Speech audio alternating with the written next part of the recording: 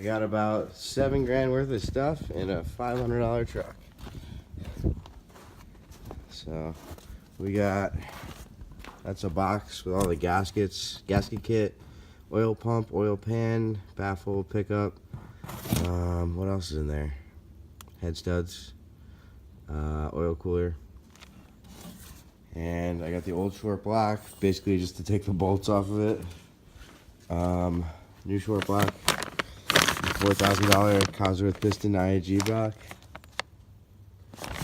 Case of beer. The two heads that were just redone by Larry's Machine in Groton, Connecticut. And some vodka and cranberry. Bags, a mat to stand on, my engine stand that I got from Haggard. And we're just gonna send it today. So, hope you enjoy the video, guys. So I got both motors on the stand.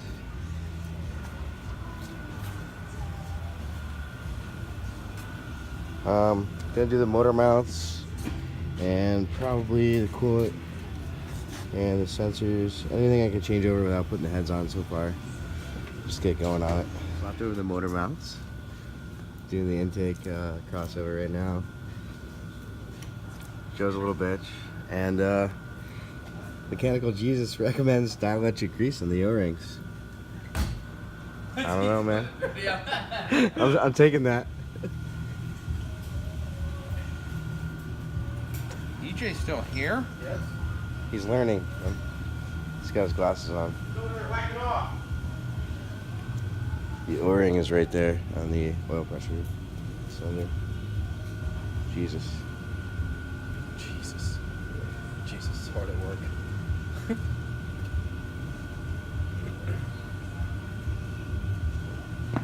There was no gasket in the kit as well. I know. Because these don't get a gasket.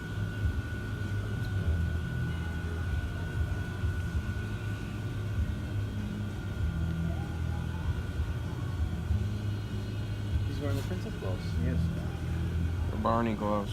The Barney gloves.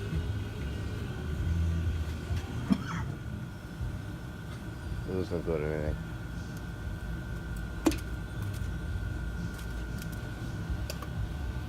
There you go. RFT torque? No. You want me to This do dude's it? hungover. So we just put the oil pump. Apparently, trick to that is put a very thin layer of RTV on both sides because there's no gasket, and then torque to RFT. RFT, really fucking tight, man. Torque specs. I reused the plugs. They have aluminum crush washers. Also torque to RFT. This is not a very good instructional video. New water pump. Just did the rollers. Got to torque them. We're gonna do the oil cooler and oil pan, and yeah, at least 200 people are gonna see that. Here on, there's a keyway. I've got these motherfuckers heckling me, and Killer B pickup, baffle. My old one had the same thing, which is there. I think it was a nice addition. And after I RTV this and put the pan on, we're gonna move on to the heads. Mechanical Jesus just applied the bead of RTV. And now about he's eating popcorn. yeah, we just got a popcorn machine. Heads, popcorn holder. And we're about to slam this baby on. Step one is to take a rag and brake clean the surface of the short block. Why are they a little bit wide? Because then screw in, yeah. Also, clean this with a brake clean and a rag. And then right now I'm threading in the head studs with no lube on the bottom threads. And then hopefully he doesn't film the part where he touches himself after it's all bolted together. I'm actually gonna start touching myself right after I hit stop recording. Here we go. Head gasket. I gotta pull the cams to get to the head bolts underneath them. Tank. What do you think, Jesus? I think I'm tired. Yeah. So I cleaned the washers. There's like a packing oil on them. Cleaned the nuts, and it comes with this grease. If I can find it. Ah, here it is. You have to apply this to the threads and the bottom side of the nut. And I guess it's like $20 per pack, I guess, for Mechanical Jesus. So now we're gonna torque them. No, I'm not using this. After much debate, we're gonna use the ARP torque to yield. A lot of people use the Subaru one, but we decided not to. So basically, 1, 2, 3, 4, 5, 6 pattern, 30, 60, 90 foot-pounds. So there you go, 30, 60, 90, 1, 2, 3, 4, 5, 6. Heads on. Still got, I'll do the cams tomorrow. Still putting the cams in. That goes on first. The other half of the cam seals and 2 cam bearings.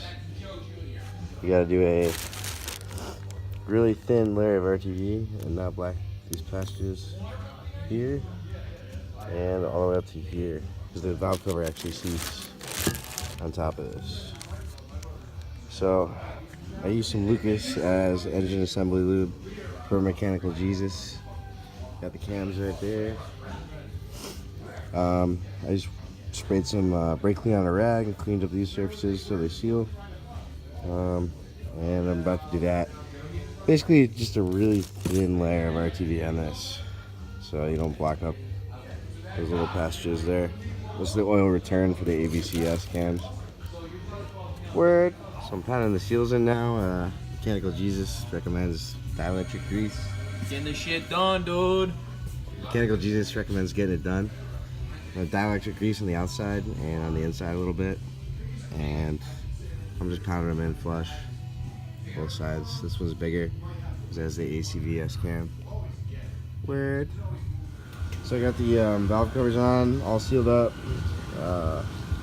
Cams are in, cam seals. All I got left are the ACVS, the solenoids go in there. There's a cover, and then these are the oil lines. Put the cam gears on it, time it. Timing belt cover, doing the spark plugs right now.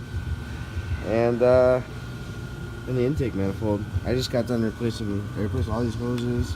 This metal line, these hoses, Didn't replace that one because I'm a hack. This one I did new. This one I had to make. New PCV. There's one of the ACVS oil lines as well as the turbo.